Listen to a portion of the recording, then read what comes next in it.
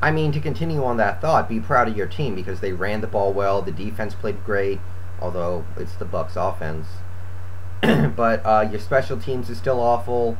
Jake Delhomme is still awful. So calm down. I mean, you could play like crap next week and still be 500, which would be one hell of an accomplishment, and it would really put things in perspective. That at the end of the day, it's wins and losses. But tone it down a little bit. You're going to play better teams later on, and it won't be like this. So, they gave up that 2-touchdown lead and then had to get it back on that last drive. And, I love that last drive. 15 running plays, 1 pass.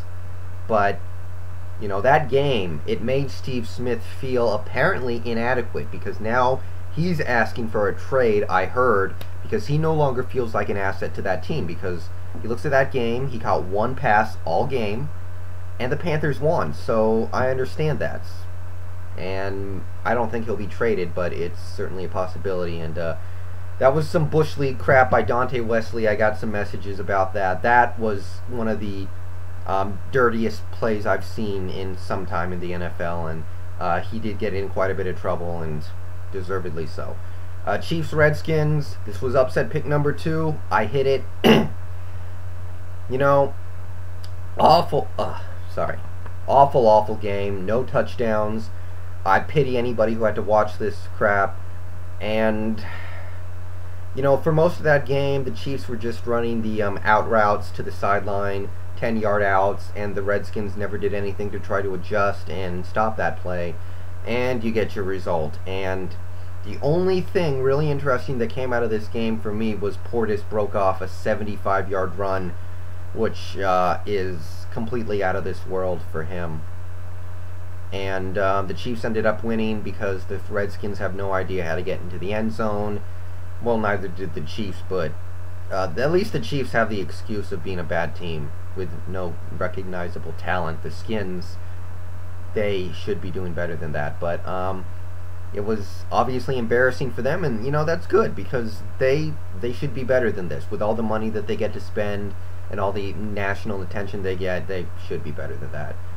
Raiders, Eagles, what I saw out there in a really pathetic display by the Eagles, don't get me wrong, they couldn't score a touchdown. McNabb was getting sacked quite a bit. He did get quite a bit of pressure on his face, but the number one thing I came out with here was Andy Reid. You son of a bitch, you did it again. 50 passing plays in a game where Oakland scores 13 points. Where the pass isn't working. McNabb was bad out there. He was completing less than 50% of his passes. And the Eagles, when they did run the ball, ran the ball fine. That wasn't a problem, but for some reason, Andy stuck with that passing game. Well, you know what? I don't know if Andy still calls plays. It might be Marty Mortenweg now, but Andy Reid is still the captain of the ship. And that was awful. That was like a guy in Madden who keeps calling the same play over and over and it doesn't work. But instead of changing it up, he gets frustrated and decides to keep calling that play until it works, and then it never works. So that was bad. That was embarrassing, and that's a costly loss in the NFC East. Still time to fix it. Realistically, they're playing for a wild card anyway because I think the Giants are on a higher tier than the Eagles, Cowboys, and obviously the Redskins, but not a loss you want to have to deal with later in the season when people are jockeying for playoff spots. I'll give it up to the Raiders. I mean, the Eagles played into their hands in terms of play calling, but they had to take advantage, and they did. They got good pressure on McNabb. They didn't let him complete passes. They didn't let the receivers get open, and what else are you going to say? Patriots, Titans. First off, a lot of people have been calling running up the score on the part of the Patriots. I'm going to say I don't really see how they did. For me, you cannot run up the score in the first half. To me, it is pretty much by definition impossible to run up the score in the first half. Think about it. Any lead you amass in the first half, you did in 30 minutes or less. There are 30 minutes or more left in the game.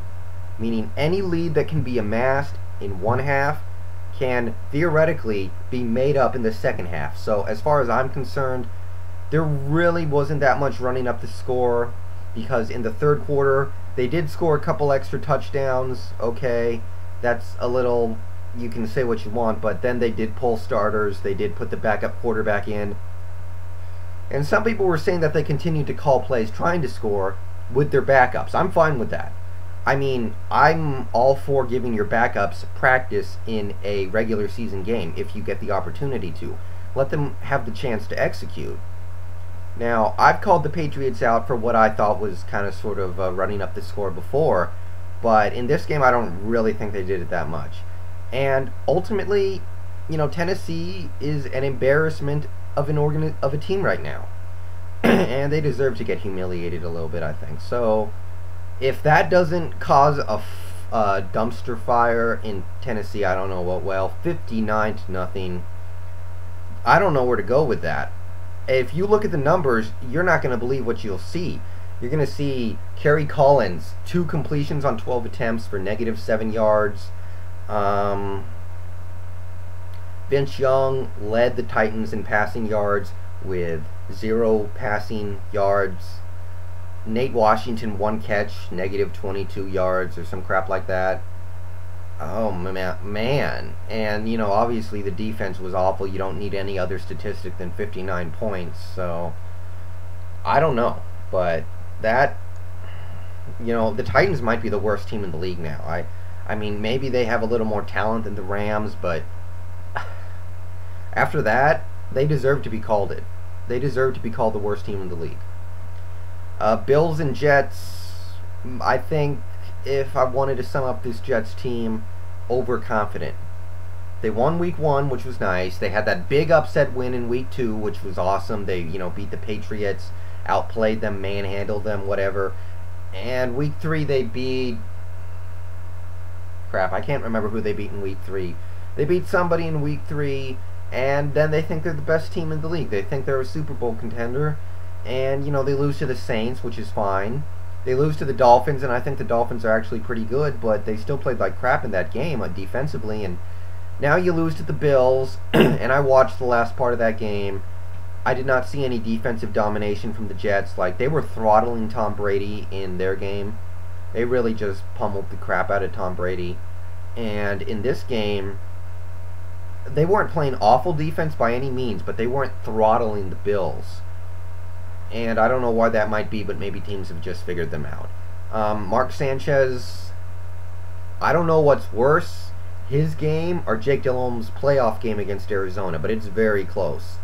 And I know Sanchez is a rookie. He'll have better days. He needs to learn from this. He needs to have bad games like this, but this was a must-win game for the Jets.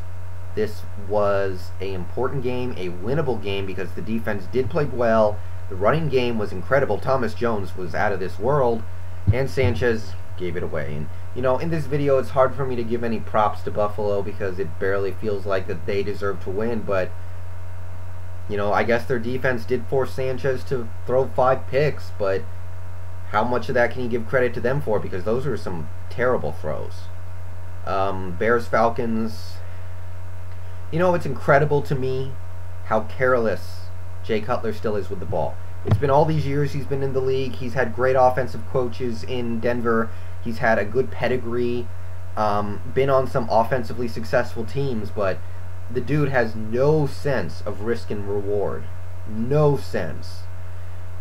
Every throw he makes, it seems like he's thinking, what good could come of this throw? It never occurs to him what bad could come of it. And I don't think the loss was his fault, but it's just an issue that's really going to continue to hurt his career.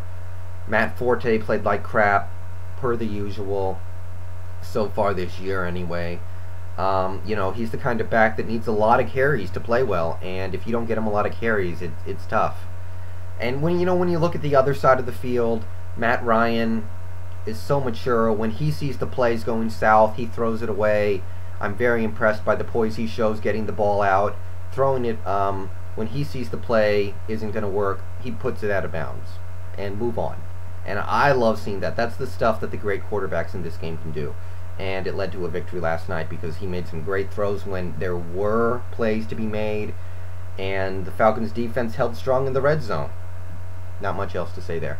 The game I just finished watching, San Diego Denver, a lot of special teams touchdowns. That's always fun to see, but Denver at the end of the first half really pissed me off with this. There was 2 minutes and 16 seconds left. They had 2 timeouts.